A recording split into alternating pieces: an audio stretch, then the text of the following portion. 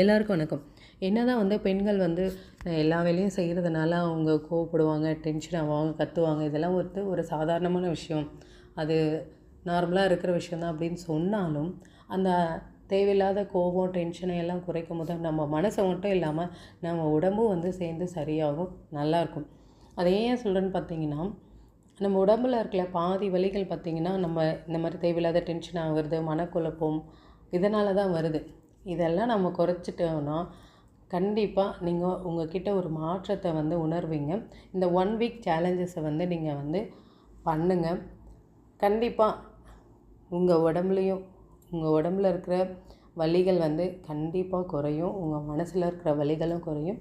ரிலாக்ஸாக உங்கள் நாளை வந்து ஆரம்பிங்க. பார்க்கலாமா? ஃபஸ்ட் டே வந்து என்ன பண்ணுறீங்க அப்படின்னா, உங்களுக்கு தேவையில்லாத கோவமோ டென்ஷனோ வரும்போது ஒரு நல்ல டீப் ப்ரீத் வந்து பண்ணுங்கள். 2வது நாள் பார்த்திங்கன்னா, நீங்கள் இன்றைக்கி என்னென்னலாம் வந்து ஒரு நல்ல விஷயம் செஞ்சீங்க, எது நல்லா பண்ணியிருக்கீங்க அப்படின்றத எழுதுங்க. இல்லைன்னு உங்களுக்கு நீங்களே வந்து சொல்லிக்கோங்க. அடுத்தது நம்ம ஹெல்த் கான்ஷியஸாக இருக்கிறது. அது வந்து பார்த்திங்கன்னா, சிம்பிளாக நம்ம வந்து தண்ணியிலேருந்து ஆரம்பிக்கலாம். நல்லா நீங்கள் ஒரு நாளைக்கு கரெக்டான தண்ணி வந்து குடிக்கிறீங்களா அப்படின்னு சொல்லிட்டு பாருங்கள். 4வது நாள் பார்த்திங்கன்னா, ஒரு 10 மினிட்ஸ் வந்து நல்லா வாக் பண்ணுங்கள். அதாவது வேலை செஞ்சுட்டே வாக் பண்ணுறது அந்த மாதிரிலாம் இல்லை.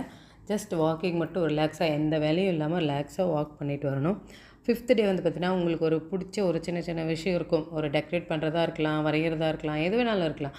அந்த விஷயத்தை வந்து நீங்கள் வந்து செய்யுங்க. 6வது நாள் பார்த்திங்கன்னா, உங்களை பற்றின ஒரு 3 பாசிட்டிவான தாட்டை பற்றி உங்களை பற்றின ஒரு 3 பாசிட்டிவான பற்றி எழுதுங்க.